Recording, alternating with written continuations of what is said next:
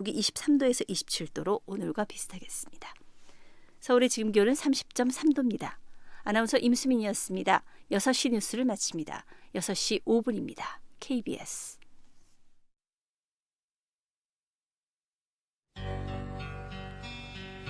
지극정성을 다하는 국민의 방송 KBS 김용민 라이브. 이 프로그램은 여러분의 소중한 수신료로 만들어지고 있습니다. 김용민 라이브 오디오 파노라마. 자, 아베 수상님, 저희 이 지도자가 무력해서 무지해서 한일 관계의 그 모든 것을 파괴한 거에 대해서 국민의 한 사람으로서 진심으로 사죄드립니다. 왜 일본을까? 일본은 우리를 도와준 나라야. 과거에 식민지는 있었지만 그 이후에 우리에게 해준 게 너무 많아. 엄마 부대 대표 극우단체 활동가 주옥순 씨. 그의 친일 망언은 어제 오늘의 일이 아닌데 지난 2016년 일본군 상노의 피해자들을 배제한 채 박근혜 정부가 일본 아베 정권과 맺은 이른바 위안부 합의를 두고 정신대 대책협의회가 반대하고 나서자 그 사무실 앞에 가서는 우리가 돈도 안 받아야 돼. 일본한테 돈 10억엔 그 받아서 뭐해. 그 일절 받지 말고 깨끗이 너네들이 사과했으니까 됐다. 당시 엄마 부대의 성명. 박근혜 정부는 최선을 다했다. 역대 어느 정부도 해결하지 못했던 위안부 문제를 박근혜 정부가 24년 만에 어렵게 협상을 이끌어냈다. 한국기독교총연합회 대표회장 전광훈 목사가 했던 최근 발언. 아베를 반대하면 나라가 망한다. 아베하고 싸우자고 촛불을 또 들면 이 나라 망하는 거예요. 이제 그 즉시 망하는 거예요. 망하는 거예요. 친일로 대동단결? 전광훈과 주옥순이 만났다. 그들이 최근에 벌인 토크쇼. 그 실황 일부를 들어보면 처음에는 내가 우리 주옥순 대표님을 한참 오래전에 처음 만났을 때 내가 우습게 봤거든요. 일단 생긴 게 주먹만하게 생겨가지고 저런 주먹만한 여자가 뭔 일을 하겠나 그랬는데 박정희 대통령이 경부고속도로 건설을 추진하다가 강요들이 반대하자 이렇게 했다는 말로 이어지는 토크쇼. 들리는 말에 의하면 재무부 장관 일어서 이거 할 수 있어 없어? 그러니까 못합니다. 왜 못해? 그러니까 돈이 없습니다. 그랬더니 옆에 있는 경호원 보고 뭐 사실인지 모르지만 내가 들은 말에 의하면 야 권총 가져오라 권총. 그 권총을 앞에 탁탁 치면서 재무부 장관 일어서 할 수 있어 없어? 그러니까 할 수 있습니다. 그래. 어떻게 해? 그랬더니 외국 가서 돈 빌려오면 됩니다. 빨리 빌려와. 차관. 네. 그 다음에 또 건설부 장관 일로 나와. 할 수 있어 없어? 못합니다. 왜 못해? 설계도가 없습니다. 야야야 권총 다시 가져라. 권총 다시 가져라. 땅땅. 할 수 있어 없어? 그러니까 할 수 있습니다. 어떻게? 일본 가서 설계도 훔쳐오면 됩니다. 그럼 빨리 시행해. 이래서 박정희는 사실 하나님 같은 전지전능의 일을 했다고 하지 않습니까? 그렇습니다. 일본에게 심심하면 돈 뜯었다며 한국을 비난.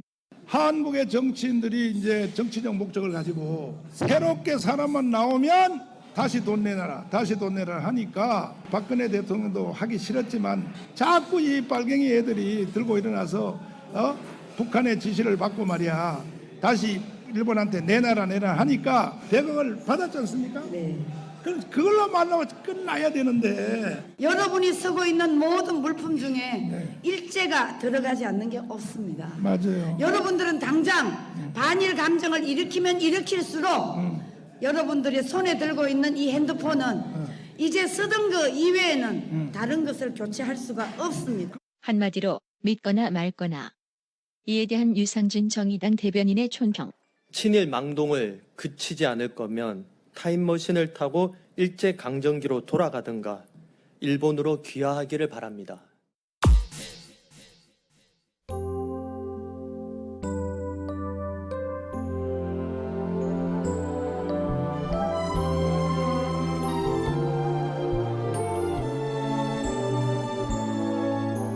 이제 알 것 같아요.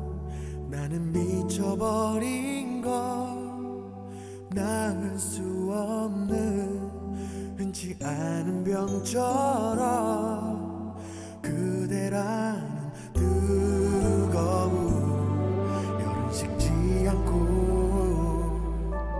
몰라 모를 수밖에 나만이 앓고 있는 지독히 깊은 그대라는 상처가 얼마만큼 참아내기 힘든지 한 잔 술이 밤을 맞이할 뿐 내 온몸에 너무 퍼져버린 추억은 이젠 손 쓸 수가 없어서 그냥 떠오르게 놔두죠. 너무 아파도 소리 한번 안 지르는 건 나 그렇게 따스웠기 때문에 단 하나 기도하는 건 돌아온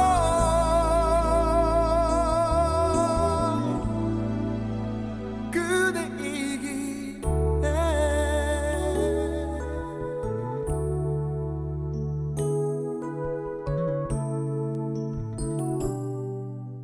오디오 파노라마와 함께 들으신 노래는 하림의 난치병이었습니다. 하슴님, PD님 선곡상 받아야 된다고 봅니다. 네, 이런 말씀해 주셨어요. 자, 들으면 들을수록 똑똑해지는 라디오 KBS 1라디오 김용민 라이브 2부 시작했습니다. 전국 방송입니다. 네. 평일 오후 5시 5분에 시작해서 7시까지 여러분과 함께 달리고 있는데요. 팟캐스트에 매일 방송 파일이 올라오고 있습니다. 5시 때 일부 방송 팟캐스트에서 즐겨주시기 바라겠습니다. 못 들으신 분들. 들으신 분들 또 들으시면 또 어떻습니까? 또 들으신다고 크게 문제될 일은 없고요. 네, 법을 위반하거나 그런 것도 아니니까 다 다운로드 받으셔서 청취해 주시면 감사하겠습니다. 김용민 라이브 생방송 현장 영상으로도 보실 수 있는데요. 유튜브 KBS 1라디오 계정으로 즐겨주시면 감사하겠습니다. 평화운동 가면서 일본군 성노예 피해자인 김복동 할머니가 일본의 사죄를 받기 위해 투쟁했던 지난 27년 동안의 여정이 담긴 영화 김복동 오늘 개봉했는데요. 여러분께 김복동 예매권 드리고 있습니다. 신청해 주신 분들 중에 오늘도 5분을 추첨해서 예매권 2장씩 보내드리겠습니다. 예매권은 8월 18일까지 전국 개봉관 어디서나 사용하실 수 있습니다. 신청 기간 오늘 그리고 내일이 마지막입니다. 관람을 원하시는 분들 지금 바로 문자나 콩 메시지 앞에 영화 이렇게 2글자 적어서 보내주시면 감사하겠습니다. 문자는 샵9730 짧은 문자 50원 긴 문자 100원 콩으로 보내시면 무료입니다. 기상특보 하나 전해드려야 할 것 같아요. 조금 전 세종시에 호우특보가 발표됐습니다. 산사태나 상습 침수, 축대 붕괴 같은 재해 위험 지역 주변과 해안 저지대 주민은 관계자의 지시에 따라서 사전에 안전한 곳으로 대피하시기 바랍니다. 산간 계곡, 하천변, 유원지, 휴양림 등에서 야영 중인 행락객과 낚시객들 안전지대로 대피하시기 바라겠습니다. 라디오 정보센터 잠깐 다녀오겠습니다. 정한나 씨가 준비하고 있어요. 국가안전보장회의 상임위원회는 오늘 정례 회의를 열고 일본과 대화를 통한 문제 해결을 위해 외교적인 노력을 지속해 나가기로 했다고 밝혔습니다. 정부가 소재 부품 분야에서 일본의 기술력을 넘기 위한 연구개발 제도 개선안을 내놨습니다. 수요 대기업이 R&D에 참여하는 데 부담이 됐던 출연금 부담을 낮추고 신속한 사업 방식을 도입하는 등의 내용입니다. 마크 에스퍼 미국 국방장관의 방한을 계기로 방위비 분담금 협상에 관심이 모이는 가운데 외교부는 미국 측과 현재까지는 협상에 대한 개괄적인 의견 교환 정도만 이뤄졌다고 밝혔습니다.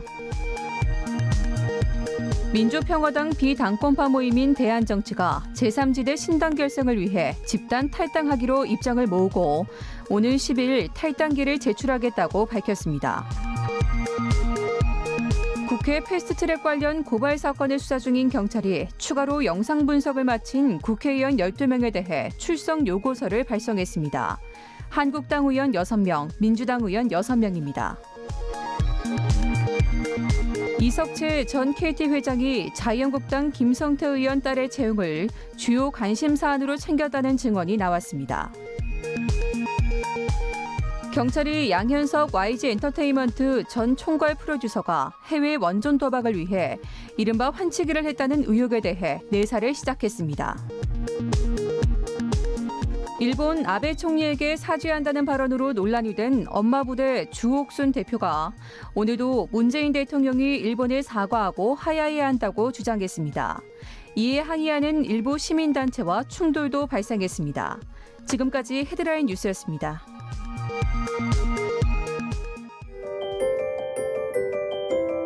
김용민 라이브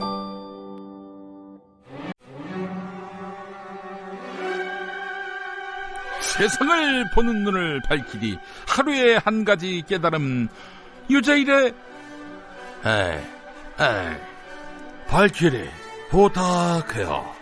오늘의 이야기는 역사 속에 숨어있는 전략자원 이야기. 정치평론가 유재일 씨 어서 오십시오. 네, 안녕하십니까, 유재일입니다. 유재일 씨는 성대모사 하는 거 있어요? 없습니다. 아, 그래요. 제대로 되는 게 없습니다. 뭐 그래도 한두 개씩 하는 게 연습해 오겠습니다. 네. 영업상 좋을 텐데. 알겠습니다. 자, 네. 오늘도 퀴즈로 시작합니다. 네, 오늘 이거 너무 쉬운 문제인데요. 신에게는 12척의 배가 있습니다. 아, 그래요. 라고 말을 하신 장군님. 이 말씀을 남기신 장군님을 맞추시면 됩니다. 그렇습니다. 이 장군님이 어떤 장군님인지 장군님 이름. 네. 충무공 땡땡땡 장군. 네. 영화 명량의 네. 주인공 최민식 씨가 맡았던. 네. 이 정도면 뭐 모르는 분들이 있겠어요. 난중일기 뭐 그렇죠. 이러면. 네. 대한민국에서 모르는 사람이 있을 수가 없는 문제네요. 필사즉생 필생즉사 이런 말 했습니다. 네. 죽기로 싸우면 반드시 살고 살려고 비겁해지면은 반드시 죽는다. 네. 예. 자, 이 장군님 이름 아시는 분들 샵 9730 짧은 문자 50원 긴 문자 100원 콩으로 보내시면 무료입니다. 자, 정답 보내주신 분들 중에 추첨을 통해서 모바일 커피 쿠폰 보내드립니다. 세상을 보는 눈을 밝히리 유재일의 밝히리 오늘 어떤 이야기입니까? 제가 전략자원 얘기는 아무래도 시리즈가 될 것 같다. 이런 얘기를 드렸었는데 네네네. 오늘 그거 하나 더 얘기를 하려고 합니다. 석유 예. 말고요. 이번 질산칼륨 얘기인데요. 질산칼륨. 초석이라고도 하고요. 아, 질산칼륨이 초석이었어요? 네. 이제 우리가 염초라고도 부르고. 초석을 다진다 할 때 그 초석입니까? 그건 이제 기둥 얘기고요. 아, 그래요? 기둥. 알고 있습니다. 네네. 알고 있어요. 아, 그래요? 네. 그냥 질산염 다 비슷한 건데 이제 화약. 화약과 비료의 원료죠. 어이구. 여기 이제 그 이순신 장군님 나오는 사극을 보면 네. 염초 얘기가 나오거든요. 네. 그것도 결국은 화약이죠, 화약. 질산칼륨. 네, 질산칼륨입니다.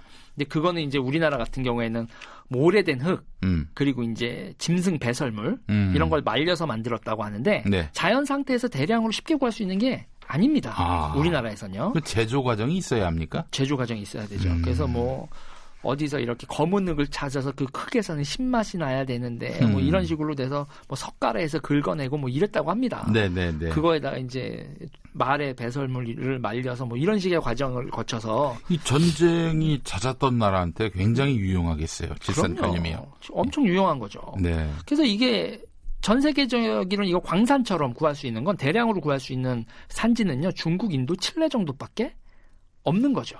그러면 거기는 그냥 캐내면 되는 겁니까? 네, 캐내면 되는. 자연 상태에서 이제 그 전 세계적으로 이 정도밖에 한정돼 있던 거예요. 한정된 자원이었습니다. 네. 그런데 전쟁이 잦으면 수요는 높은 거죠. 그렇습니다.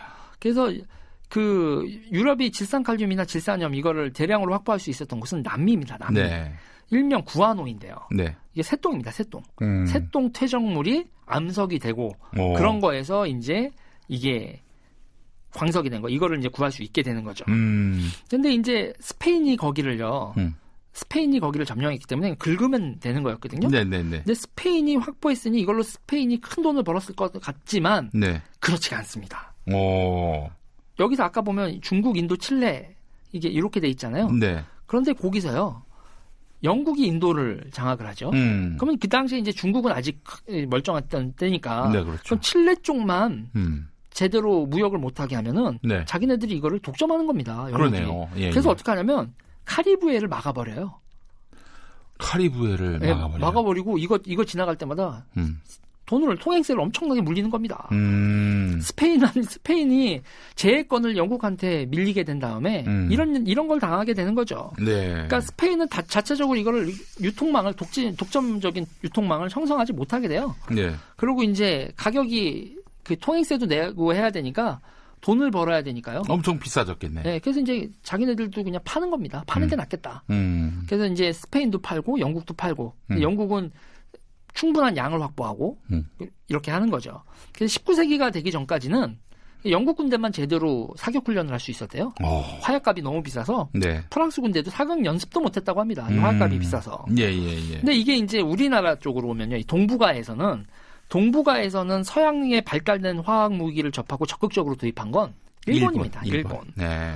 그러니까 일본은 이 질산칼륨이 화약이 되기 위해서는 이 목탄하고 유황을 섞어야 되는데 네. 일본 유황 잘 나잖아요. 화산도 있고 지진도 나고 이런 데니까. 네. 그런데 여기서 이제 일본도 질산칼륨을 구하기 힘듭니다. 근데 이걸 아까 또 얘기했지만 이 질산칼륨이 잘 나는 데가 중국이잖아요. 네. 일본은 중국하고 밀무역을 합니다. 몰래. 밀무역을 해서 이 질산칼륨을 확보를 해요. 네. 밀무역이면 당연히 비싸죠. 뭐 큰 양을 네. 얻어올 수는 또 없는 거 아니겠어요? 네. 이 공급량이 충분치 않았다는 거예요. 네. 일본이 전국 시대에서 지속적으로 전쟁을 하는데 그리고 조총도 도입되고요. 네네. 근데 이 질산칼륨을 만들어서 이게 쌓일 틈이 없는 거예요.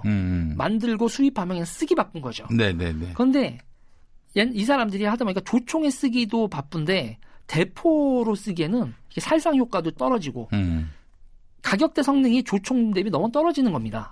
그러니까 대포를 발달시키지 않아요.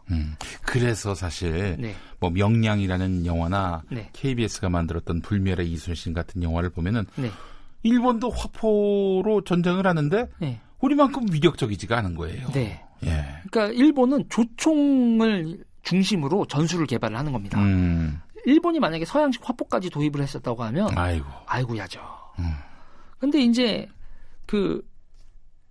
이걸 결제하기 위해서 은이 있잖아요. 네. 은 광산 개발하고 유황 광산 개발하고 중국 남방에서 질산칼륨 교역하는 방식으로 네. 일본은 그렇게 조총 전술 그런 걸 개발을 한 거죠. 네네. 근데 이제 우리는 채무선 이래로 그리고 우리는 또 이제 그 염초를 가지고 염초를 제작하는 거 네. 아까 동물 배설물이나 이런 걸로 하는 그거를 해서 쌓아놓은 거예요. 네. 우리는 일본처럼 맨날 전쟁을 하는 게 아니잖아요. 그렇죠. 그러니까 우리는 대포를 중심으로 발전을 시키고 일본은 조총으로 중심으로 발전을 시켰죠. 네. 이 결과 해상에서 조선 수군이 파죽지세로 일본 해군을 제압하고 네. 또 역으로 육상에서는 일본의 조총이 우리 군대가 당하게 되는 그렇죠. 이런 일이 벌어지죠. 그러니까 또 얘기 들어보니까 네. 조총의 위력이라고 하는 것이 네. 뭐 장전해서 쏘는 데까지 아무리 빨라도 한 10초 걸린다고 하더라고요. 네. 그 사이에 우리가 활을 쏴버리면은 네. 그 전에 제압할 수 있기 때문에 조총 때문에 임진왜란에서 우리가 밀렸다. 이런 얘기는 역사적으로 네. 규명된 얘기가 아니다. 이렇게 말씀하시는 분도 있더라고요. 일단 이 조총에서 이제 중요한 것 중에 하나가 네. 중요한 이 총이 나오면서 중요하게 발달하는 게 총을 쓰는 병사는 근력이 그렇게 많이 필요하지 않아요. 그 전에 이제 우리가 냉병기라고 하는 무기들은 근력과 체력으로 운영하는 무기거든요. 그렇죠. 예. 근데 이 총은 경제력으로 운영하는 무기입니다. 그러니까 야만족이 훨씬 더 군대가 셌었거든요. 문명국보다. 그런데 이 총이 나오면선 경제력이 군사력이 됩니다. 그렇죠. 그리고 이게 상징적인 거고 그리고 일본이 그 전술을 하는 데 있어서 그 아시가루병 뭐 이렇게 가지고 3단으로 장전하는 팀, 쏘는 팀 이걸 계속 순환하면서 해서 일본이 조총 전술을 되게 개발한 거는 그건 일정 정도 맞는 얘기라고 뭐 봐야겠죠. 대비를 전혀 못했으니까요. 네. 뭐 하는 무기인지도 몰랐고요. 네, 그래서 이런 식의 전략 자원의 획득과 그거에 적응하는 그 시스템 이런 게 항상 이 역사의 변동에 있어서 큰 역할을 하죠. 요즘엔 뭐 히토류 얘기도 나오고요. 히토류 얘기도 나오죠. 뭐 불화수소 이야기도 불화수소 지금 나오죠. 참 또 화제가 됐었는데 네. 앞으로 이 패권 전쟁이 가열될수록 전략 자원 이야기는 뭐 자주 나오게 될 것 그렇죠. 같아요. 이런 자원이 자유롭게 교역되던 시대가 별로 없어요. 그러니까 우리가 그 특별한 시기를 산 거죠. 그 특별한 80년을 우리가 겪어서 우리는 그게 자원이 유통되는 게 당연한 거로 여기지만 인류 역사를 보면 항상 전략 자원들은 힘에 의해서 패권에 의해서 통제가 됐었습니다. 아, 과거 시대로 돌아가고 있어요. 네, 지금 다시 이런 뉴스들이 이제 별의별 자원들이 다 나올 겁니다. 불화수소, 뭐 반도체 앞으로도 계속 나올 겁니다. 이 전략 자원 얘기들. 네, 그걸 또 하나의 무기로 삼을. 네. 그래서 공급하지 않음으로써 상대방에게 타격을 입히는 이런 방식의 도발과 또 분쟁이 일어날 가능성이 높다. 이 말씀해 주셨어요. 네. 자, 오늘의 발키리 역사 속에 숨어있는 전략자원 이야기 함께 나눠봤습니다. 네. 자, 오늘 정답은 뭡니까? 이순신 장군님. 이순신 장군. 알겠습니다. 네. 자, 유재일 평론가 수고하셨습니다. 네, 감사합니다. 네, 정답자들 만나보겠습니다. 자, 9166번 쓰시는 분 성웅 이순신 장군이요. 네, 맞히셨습니다. 자, 6251번 쓰시는 분 정답 개백. 자, 그리고 4440번 쓰시는 분 갓순신. 아, 이거 어떡합니까? 갓순신. 그러나 저희가 원했던 정답은 갓순신 맞습니다. 최경원님, 최민식, 서방심님, 김명민. 네, 배우들 이름을 적어주셨어요. 예, 0842번 쓰시는 분 충무공 이순신, 해군 출신이지만 100원짜리 동전에서 10만 원 지폐로 바뀌는 게 좋겠다는 생각입니다. 아, 그래요. 우리가 이순신 장군님을 50원에 모시고 있어요. 예, 50원의 의미가 있는 그 가치가 있는 이순신 장군님은 아니잖아요. 자, 그리고 K74881257번 쓰시는 분 김재규 장군. 자, K75184993번 쓰시는 분 망령같이 움직이면 안 되고 조용하고 무거움이 산과 같게 하라. 이같이 모든 어려움 이겨낼 수 있습니다. 이순신 장군 맞히셨어요. 자, 그래요. 정답 맞히셨습니다. 아, 50원이 아니라 100원이었습니까? 아, 요즘에 동전을 안 쓰다 보니까 제가 잠시 착오가 있었던 것 같습니다. 죄송합니다. 100원. 100원에 모실 분은 아니죠. 우리 이순신 장군님. 얼마나 위대한 분입니까? 50원은 벼. 네, 그랬어요. 벼였어요. 거북선이 10원이었나요? 아, 그래요. 요즘 10원 쓸 일이 많지 않아서. 네. 아, 10원이 다보탑. 그래요. 뭐였지? 500원이었나? 500원은 또 500원은 아니죠. 예, 아닌 것 같습니다. 아니, 너무나 접촉점이 없다 보니까 예, 요즘 동전의 모델이 누군지 그것마저도 까먹었네요. 예, 진행자 무지의 소치입니다. 여러분들 이해해 주시기 바라겠습니다. 거북선이 5원. 그래요, 거북선. 5원에 모실 거북선이 또 아니지 않겠습니까? 예, 맞아요. 5원이 맞아요. 예. 자, 1354번 쓰시는 분 조금 전에 호우경보가 발표된 세종시에서 퇴근 중인데 지금은 조금 비가 그쳤습니다. 안심 못해요. 네, 끝까지 기상정보 유의하시고요. KBS 1라디오가 함께 해드리겠습니다. 교통정보센터 다녀오겠습니다. 김민희 씨. 네, 본격적인 퇴근 시간대에 접어들면서 정체는 더 빠르게 늘고 있습니다. 경부고속도로 서울 방면으로는 기흥에서 신갈분기점 사이와 판교분기점 일대, 또 양재부터 한남까지 정체 심한데요. 판교 부근 5차로에는 고장난 버스가 서 있습니다. 또 이후 반포나들목을 지나서도 고장난 차를 처리하고 있는 만큼 차로 변경에도 신경 쓰셔야겠습니다. 반대 부산 쪽으로는 한남부터 서초 사이와 신갈분기점에서 수원 일대, 이후 영남권에서는 구서 부근으로 더디게 지납니다. 중부고속도로 남이 쪽으로 대소분기점 부근에서는 사고가 났는데요. 2차로와 갓길을 막고 처리 작업을 하고 있어서 이전 대소나들목 부근부터 속도 줄여 지납니다. 특히 이 구간 빗길인 만큼 더욱 주의해서 지나셔야겠습니다. 반대 하남 쪽으로는 광주나들목에서 중부 1터널 사이와 또 하남분기점 일대로 더디게 지납니다. 서울시내 동부간선도로 의정부 쪽으로 장안교 부근에서는 사고가 났습니다. 3차로가 막혀 있는 만큼 성수분기점부터 정체입니다. 그 밖에 올림픽대로 하남 쪽으로 동작대교 부근 1차로에서는 고장난 차를 처리하고 있습니다. KBS 교통정보센터였습니다.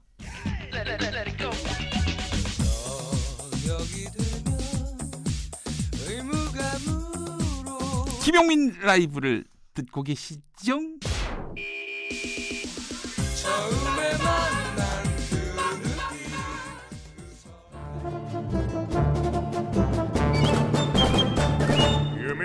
여기도 뉴스 저기도 뉴스 빡빡한 시사 뉴스 속에서 가슴이 답답하십니까? 그렇다면 어서 오십시오. 네, 휴식을 주는 시간 드리겠습니다. 한 주에 한 권 맛있는 책을 만난다. 책의 맛.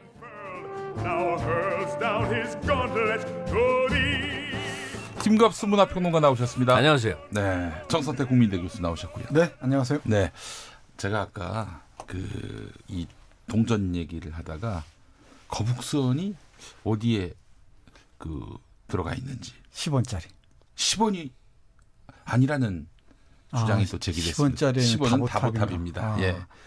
100원짜리인가 보다. 동전 써본 지 오래됐네. 글쎄요. 거북선은 저 횟집 이름 아니에요? 그렇습니다. 5원이라는 설도 있고. 아니요, 5원은 우리가 거의 쓰는 일이 없어서. 예. 그럼 100원인가? 네, 100원짜리 같은데요. 야, 이거 진짜 동전 써본 지 오래됐네요. 오래돼가지고.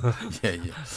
그래요. 퀴즈예요? 예. 예전에 어떤 재벌 출신의 정치인이 버스 값을 몰라가지고 헤맸는데 우리가 그 기분은 이제 드디어 마음은 재벌이에요. 우리도. 드디어 알게 되는가 봅니다. 예. 자, 오늘 입추입니다. 입추 어떻게 잘 보내셨습니까? 가을의 입구인데. 입추의 한자가 들입자예요? 가을로 들어간다? 아니, 들어설 입자 아니었습니까? 설립자죠, 설립자. 아니, 김용민 씨 놀리는 게 매주 이게 낙이야. 꼭 가을에 들어선다 해서 들어갈 입자일 것 같잖아요. 설립자예요. 설립자. 예. 그 입춘도 설립자. 아니에요.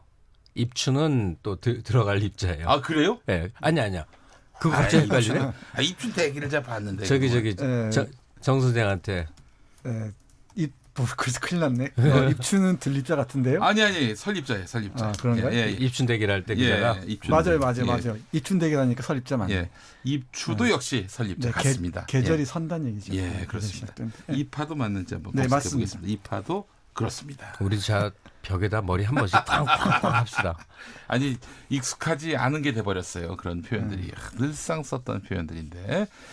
자, 그래 오늘도 역시 우리 두 분의 지성과 함께 책을 만나볼 텐데 오늘 어떤 책을 소개해 주시겠습니까? 네, 오늘은 박경리 선생의 일본인 논집이라고 해야겠죠? 에세이집 일본 산고 골랐습니다. 요즘에 여기저기서 많이 얘기가 되는 것 같아요. 근데 흥미롭게도 우리 책의 맛에서 소개하는 책들이 상당히 서점에서 선전하고 있다고 합니다. 그래요. 되게 바람직한. 저희가 소개하면 우리가 이용훈 교수의 그 책도 소개했었나요? 아니 근데 지금 이제 정선태 선생이 박경리 선생의 일본 산고 이걸 소개하는 거에 의미를 저는 좀 얘기를 하고 싶어요. 네네. 이게 굉장히 정말 정선태라는 인간이 소중한 사람이구나를 아주 강렬하게 느끼는데 제가 일어를 잘 못해서 유튜브를 통해서 이제 일본 신문 보도나 언론 보도를 소개해 주는 사람들 번역해서 열심히 보면 이제 일한 전쟁이라고 본격적으로 일본선 표기를 하고 있습니다. 이 상황 앞에서 지금 우리들도 많이 물론 적극적 친일들도 있죠. 아베 수상님 죄송합니다 하는 사람도 있죠. 우리나라에도. 근데 많은 사람이 분노를 느끼고 있으면서도 그래서 불매운동도 하면서도 이게 대응이 대개는 산업적 대응입니다. 반도체 이 소재 금수를 규제를 우리가 어떻게 대응해야 되고 삼성이나 SK 하이닉스가 어떻게 대응하면 뭐 그런 쪽으로 가고 있잖아요. 그렇습니다. 근데 이런 때 우리 민간에서 다시 한번 자세를 가다듬고 해야 될 것은 일본을 어떻게 바라볼 것인가에 대한 관점의 문제거든요. 그런데 일본에는 정말 차고 넘치는 혐한서적, 한국을 조롱하고 모욕하고 그걸 신념으로 갖고 있는 자기가 틀리다고 생각하고 그 책을 쓰지는 않을 거 아니에요. 대형 서점 같은 경우에 코너가 있대요. 혐한 네, 코너가. 맞습니다. 그런데 우리는 왜 산업적 대응만 하고 있냐 이거예요. 일본을 어떻게 바라볼 것이냐. 네. 여기에는 주옥순 씨 같은 친일하지 않은 사람부터 포함해서 다양한 관점이 있을 수 있잖아요. 그중에 저자이신 박경리 선생은 그다지 좋아할 표현은 아니나 명백한 혐일 서적입니다. 왜 그리고 혐일을 하는지 이 어르신의 말씀을 우리는 되새겨볼 필요가 있는 시점이에요. 그래서 박경리 선생 90년대 한국 사회 지식인이 어떤 견해로 일본을 생각했는지를 우리가 이 후배로서 제대로 한번 볼 수 있는 그런 기회죠. 아, 그래요. 박경리 선생 토지. 네. 네, 정말 토지하면은 박경리고 박경리하면 토지인데 이번에 일본에 대해서 굉장히 그 비판적인 매우 안목을 갖고 있는 걸로 알고 있었어요. 토지라는 그 대화 소설 자체가 네. 거대한 일종의 일본 문화 비판론이죠. 네, 네, 네. 뭐 시대적 배경도 그렇고요. 우리 민족이 일본에 의해서 철저하게 이 고통받는 시기가 이 소설의 시간적 배경 아닙니까? 예. 그러다 보니까 어떻게 해서든지 일본과의 그 저항의 과정도 그릴 수밖에 없었겠죠. 그런데 얼핏 떠오르는 인물이 그 친일파의 핵심이었던 조준구란 사람이나 이 만주 용정에서 일본 그 신사에 갔을 때의 그 최서희의 모습 같은 게 떠오르는데 일본에 대한 비판을 전제로 해서 이 작성된 그 서술된 소설이라고 할 수 있죠. 네. 이 책 일본 산고 역시 박경리 선생이 토지를 쓰는 틈틈이 써두었던 글들, 짤막한 글들과 그 토지를 다 쓰고 난 이후에 약 25년 이상이 걸렸죠. 썼던 글을 모은 일본 관련 에세이집인데요. 일본관 일본인 그리고 일본 문화에 대한 박경리 선생의 생각. 이건 우리 김갑수 선생님 말씀하신 대로 혐일의 관점이라고 볼 수도 있고 박경리 선생의 입을 빌리면은 반일 작가의 목소리이기도 합니다. 근데 설득력이 제가 보기엔 있습니다. 설득력이 없는 그 일방적 혐오라기보다는 어떤 근거가 있는 반 쪽에 저는 가깝다고 생각하는데 일단 80년대부터 시작해서 90년대 초반에 쓰여진 일본론으로서는 우리가 충분히 참조할 필요가 있다. 깊이 한번 들여다볼 필요가 있다고 생각을 합니다. 알겠습니다. 자, 그러면 그 책으로 한번 들어가 보도록 하겠습니다. 일본 산고. 우선 이 책이 어떤 책인지를 소개해 주신다면 박경리 선생이 언제 이 책을 쓰셨고 또 어떤 계기가 있었는지. 우리 또 진행자께서 잠깐 어디 다녀오셨나 봐요. 진도 다 나갔는데 다시 묻고 있습니다. 아, 그래요? 아니 제가 답변할게요. 네. 그러니까 이 책이 어떤 책인지면 앞으로 정선태 선생이 남은 시간까지 쭉 하겠지만 저도 내용의 일부를 들어서 좀 얘기를 할게요. 이 박경리 선생은 독서량이 엄청나게 많은 분이에요. 이게 일본 사람들이 한국을 어떻게 보느냐. 그러면 그냥 이 일본 산고에 나와 있는 책의 극히 일부만 좀 소개를 할게요. 뭐냐면 일본의 보편적인 지식인들은 한국을 어떻게 보느냐. 이게 원래 일본의 땅이었던 거예요. 아주 고대 임나 일본부라고 그래서 이 조선을 일본인들이 지배를 하다가 그걸 뺏겨서 중국인들이 지배를 하다가 일제 때 되찾은 거예요. 그래서 이 한국어도 한국인이 만든 말이 아니라 일본이라는 종주국의 변형어라는 거지. 우리가 일본어를 배워서 지역이 떨어져 있으니까 파생 상품이 돼 있다는 거예요. 이게 일본서기 등등에 나와 있어요. 한자도 우리 그 일본에서 그 누구야 저 이름도 잊어먹었네. 저 소나갈길이라고 일본 말로 어떻게 읽는지 모르겠다. 한자도 일본이 전에 하여튼 이게 상식적으로 한번 생각해 보세요. 그 여왕이 우리나라에서 와가지고 일본에서 여왕이 와서 뭐 지배했다 그런 얘기도 저쪽은 있었잖아요. 남방에서 올라왔고 북방에서 바다 건너갔지만 문명의 흐름이라는 순서에 어떤 걸로 봐도 완벽한 날조 아니에요. 그럼요. 우리가 어떻게 한국어가 어떻게 일본말을 배워서 우리가 사투리를 쓰고 있는 거냐고 이러 사투리냐고요. 그러니까 현재 일본을 더 많이 말하고 있지만 역사의 관점으로 들어간다 하더라도 거의 완벽한 날조를 아주 당연한 듯이 그냥 지식사회 보편적 지식이자 교양으로 갖고 있는 그 나라랑 어떻게 서로 좋은 낯으로 대할 수 있느냐 하는 거예요. 네. 그러니까 우리가 그동안 좀 느슨해져 갖고 너무 일본하고 잘 지내자 하는 쪽으로 오다 보니까 네. 바로 그 정복자적 관점 그다음에 이 한인들을 자신들의 그 하류로 취급하는 그 관점들을 우리가 다 잊어버렸던 거예요. 그런데 박경리 선생 같이 이런 걸 또렷이 기억하는 분들은 네. 이건 안 되겠다. 대등한 관계를 위해서는 이거 인식이 바뀌어야 된다. 그런 얘기가 그냥 이 책을 전체 일관하고 있습니다. 네. 예전에 그 동아일보에서 박경리 선생하고 인터뷰를 했는데 토지 사부 집필할 그 무렵이었어요. 1980년대로 기억하는데 일본은 불쌍한 나라다. 뺏기만 해온 민족이다. 문화가 없으니 줄래야 줄 것도 없다.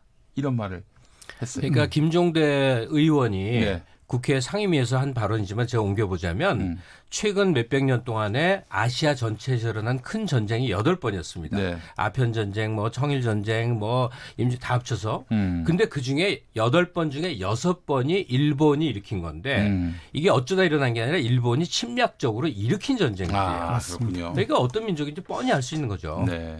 그 부분에 대해서도 박경리 선생님은 그냥 신랄하게 비판하고 있는데요. 네. 여기서 우리가 좀 박경리 선생의 정기적인 그 사실을 떠올려 볼 필요가 있는데 박 선생이 1926년생입니다. 그러니까 해방 때까지 약 20년 정도를 그 온근 20년 정도를 일본 치하에 살았던 거예요. 그러네요. 진주여고까지 다니면서 예. 그러니까 일본에 대해서 아주 깊이 있는 공부를 하신 분이죠.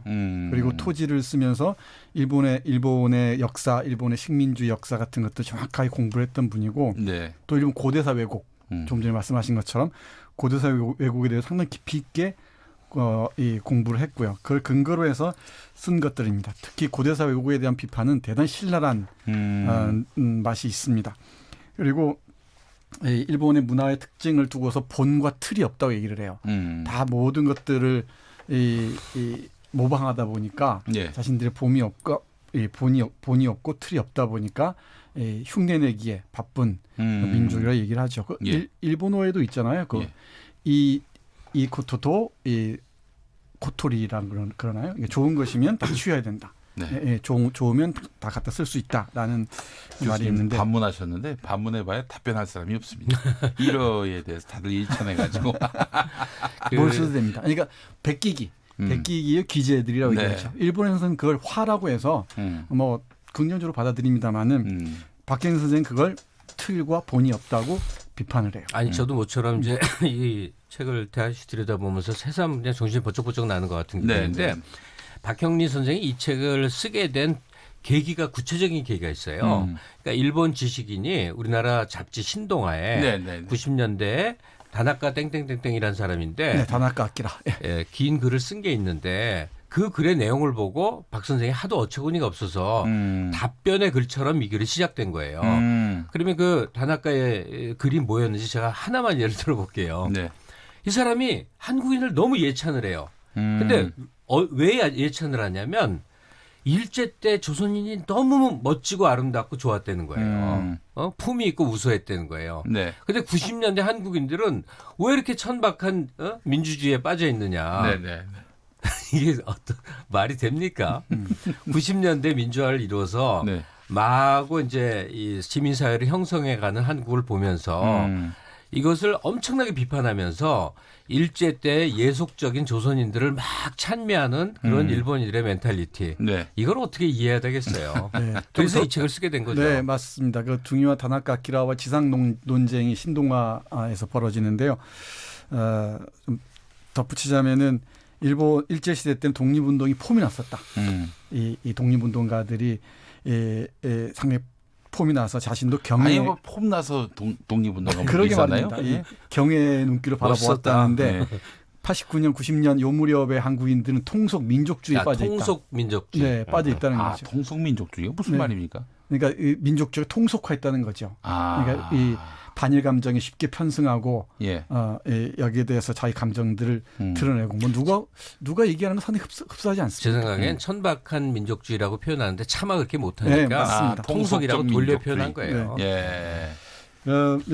누군가는 종족주의라고 요즘 하더만요. 네. 종족주의. 예?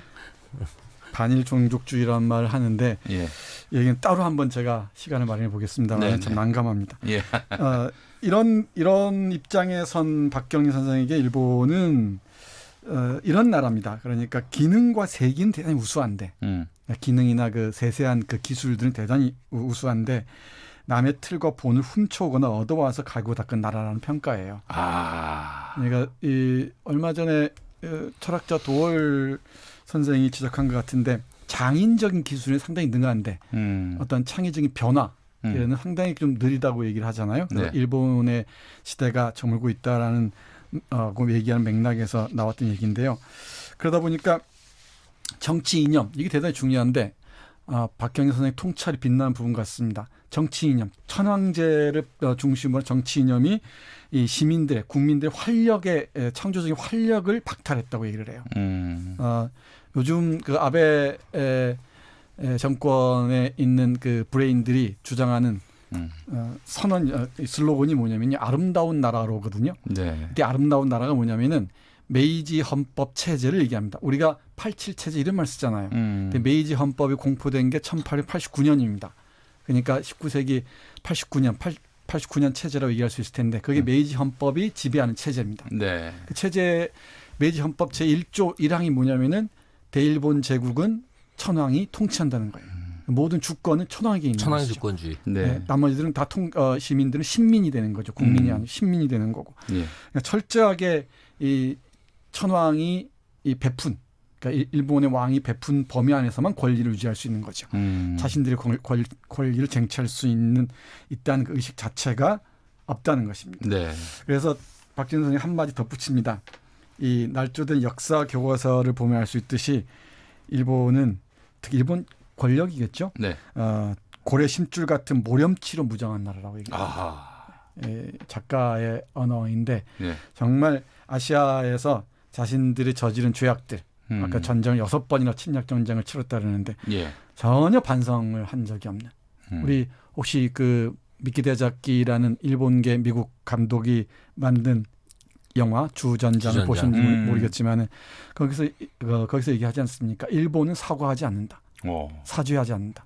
사죄는 국가가 아니다라고 얘기하는데 그 말의 그 연원이 뭐냐면은 천황은 오류가 없거든요. 그러니까 이 잘못을 사죄하는 순간 이 오류를 인정하는 꼴이 돼버리죠. 그러니까 일본이라는 나라는 아무런 잘못을 저지를 수 없는 나라 되는 겁니다. 아니 그 잘못을 인정하지 않는 수준이 아니고 영광의 기억이에요. 그들은. 그래요? 세계 정복의 꿈을 꿨고 미국하고 맞짱을 떴고 우리가 굉장히 억울하게 졌다고 한다는 거죠. 일본 사람들은. 그래서 천황이 그들은 뭐 항복이라고 안 하지만 천황이 종전을 시켰다라고 이제 일본 사람들은 표현을 하죠. 그때도 쿠데타 일어나려고 했죠. 일본 군대들이 이제 정전을 끝까지 안 하고 아니면 전원이 자결하자. 실제로 6만여 명이 자결을 했었어요. 그래요? 아주 특이한 민족이죠. 그러니까 그런 등등에 대해서 우리가 냉정한 시선을 갖지 않는다면 정말 요즘 그 아베 수상님 죄송합니다 하는 사람들이 마구마구 늘어날지도 모르겠어요. 그 사람들 심리는 또 어떤지 참 이해를 할 수가 없는데. 근데 국적이 그 사람들이 한국인 게 참 슬픈 거죠.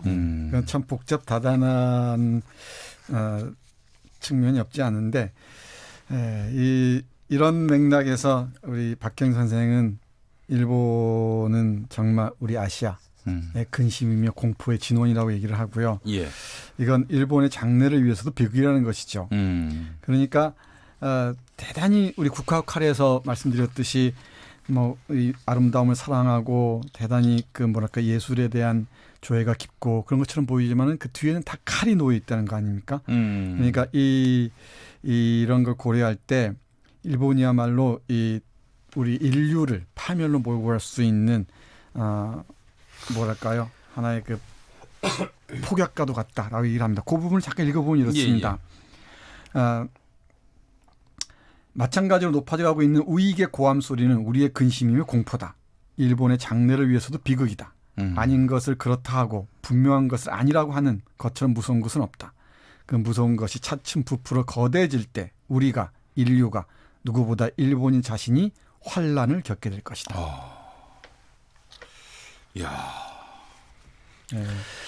잠깐 책 밖에 나와서 조금 여유 있는 얘기를 했으면 좋겠는데요. 네네.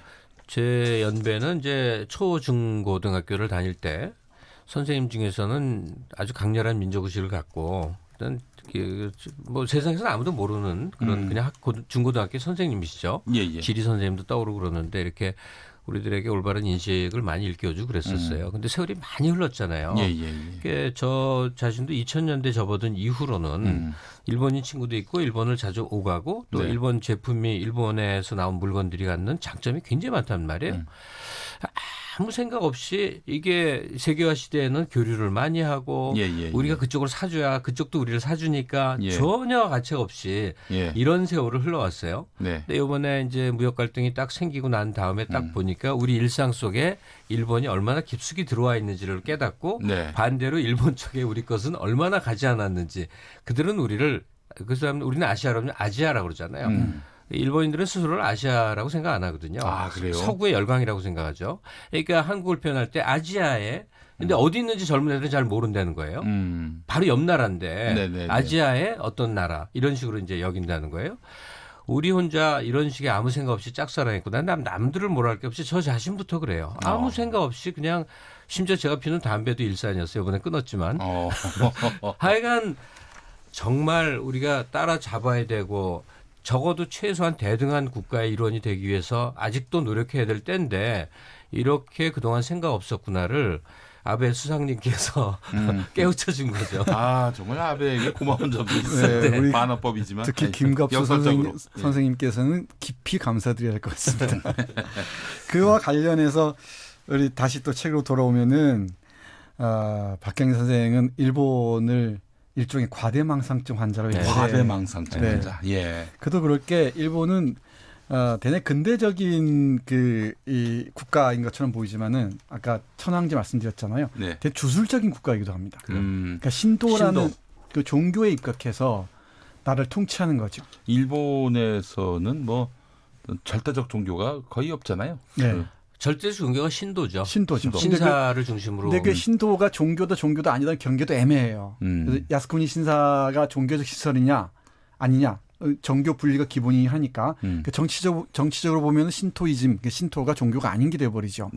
이제 그 신토에서 주장하는 신토의 제사장이 바로 천황 아닙니까? 그러니까 천황은 또 신이어야 돼요. 현인 신이죠. 살아있는 신의 모습입니다. 살아있는 신이죠. 그러니까 살아있는 신이 있는 곳이니까 여기가 전 세계의 중심이 돼야 하는 거예요. 아, 그 천황도 그러니까 일본 왕도 그 신으로 지금 오대되고 있습니다. 그럼요. 2차 세계대전 때 패전을 하고 인간계로 다시 내려왔지만 그 전까지는 신으로 간주됐던 거예요. 박경리 선생의 책에서 두 가지를 굉장히 통렬하게 얘기를 합니다. 하나가 만세일계, 즉 황족이 단 한 번도 변치 않았다는 거예요. 그러네요. 그래서 몇천 년 전의 황족이 지금까지 피줄을 쭉 이어내서 덴노까지 왔다고 주장을 하고 이 만세일계하고 지금 말하는 이 신도라고 하는 종교, 신토죠. 걔들 발음하면. 그러니까 이 두 가지라는 걸 보면 얼마나 근대화되지 못한 인식을 갖고 있고 얼마나 역사를 날조하는 민족인가 여기에 대해서 아주 통렬한 얘기를 합니다. 그야말로 박경희 선생 말을 빌지 않더라도 일본 고대서부터 쭉 전개된 과정을 보면은 날조의 귀재라고 얘기할 수가 있습니다. 이 맥락에서 우리 박경희 선생이 이렇게 얘기를 해요. 일본 신도의 한 분파에서는 일본을 만국의 종주국이라 했고 후지사는 지구를 지킨다는 과대망상 그런 망상은 후일 세계 정복을 꿈꾸는 망상으로 발전했고 황도사상 천황을 숭배하는 사상이죠. 황도사상의 골수를 할 수 있는 신대편에는 도처에 그 모순이 노동자에 있다라고 이해하는데 문제는 뭐냐면은 지금 아베 정권을 지탱하고 있는 그 모임이 바로 일본 회의라고 하지 않습니까? 그 일본 회의의 한 큰 축 하나가 신토주의자들이에요. 그러니까 천황주의자들인 거죠. 그러니까 이런 아주 주술과 근대적 정치가 분열적으로 결합되어 있는 양상입니다. 그리고 이 일본 회의의 핵심 멤버들이 바로 이 신토 사상을 추종하는 세력이라는 게 대단히 위험하죠. 그러니까 아까 김 선생님 말씀하신 것처럼 옥새나 어떤 이 카미가지 집단자식의 이 죽음이나 이런 것들이 종교적인 신념에 의한 것입니다. 그러니까 자살 테러 같은 것이죠. 그 이면에 있는 게 현인신 사상과 이런 만세일계 천황 사상과 바로 신토이즘이라는 거죠. 신토 사상이라는 거죠. 일본이라는 나라는 왜 이렇게 이런 자세와 또 정신 체계를 갖추게 됐는지. 아니 그런 것들이 버무려져 갖고 동아시아의 어떤 섬나라가 네. 세계에서 2위, 3위를 하는 나라가 된 건 사실이에요. 엄청나게 막강한 국력을 가졌다고. 세계 선진국이 된 지도 지금 역사가 너무 깊어요. 네. 근데 그걸 바라보는 우리는 뭐냐 이거예요. 뭐냐면 남의 나라 침략은 하지 말아야 될 거 아니에요. 네. 후지산이 만세의 지구의 종주국이라고 여기든 말든 건 그네들의 생각인데 그걸 바탕으로 힘을 키워서 우리를 침략해서 우리는 그들의 노예가 되거나 2등 국민이 되는 그 과정을 반복할 수가 있으니 우리로서는 어떻게 대응해야 되느냐. 이 박경리 선생의 논점처럼 그런 인식이 갖고 있는 허구성, 날조, 또 비역사성, 비과학성 이런 것들에 대한 통렬한 인식을 가지면서 우리가 대응할 태세에 대한 생각을 해야만 된다는 말이죠. 근데 느슨한 채로 오다 보니까 왔는데 그래도 이번에 참 다행이지 않아요? 분명히 아베 내각에서는 한국에 대한 이런 무역 경제 공격을 딱 하면 우리 내부는 조선이란 한국이라는 나라는 너무나 분열하는 사회니까 자기 편들이 훨씬 크게 일본 편이 마구 난리칠 줄 알았는데 지금 그렇지 않잖아요. 네, 저 신문을 골고루 봐야 됩니다. 이게 친일파들이 많이 본 것 같아요. 친일파들이 많이 지금 준동을 하고 있어도 그래도 압도적 다수는 이 불매운동 참여하고 일본 여행 안 가기 하고 그리고 우리 그 소재 산업, 국산화에 대해서 정말 애타하면서 마음을 담고 있잖아요. 이게 잘못 본 거죠. 우리 진행자께서 중요한 질문하셨는데 일본이 왜 그랬는지는 다음 기회에 집중적으로 말씀드리겠습니다. 우리 두 분은 정말 달인입니다. 방송의 달인. 끝날 시간 다 되니까 모자란 이야기는 다음에 하겠다. 이건 정말. 네, 마지막으로 이 문장을 읽어드려야 될 것 같습니다. 10초만 말씀해 주십시오. 박경 선생님 말입니다. 일본인에게 예를 차리지 말라. 아첨하는 약자로 오해받기 쉽고 그러면 밟아버리려 든다. 아하. 알겠습니다. 자, 김갑수 문화평론가, 정선태 교수 두 분 오늘 수고하셨습니다. 네, 고맙습니다. 감사합니다. 자, 책의 맛까지 해서 김용민 라이브 마무리하겠습니다. 내일 오후 5시 5분에 돌아옵니다. 좋은 저녁 보내십시오.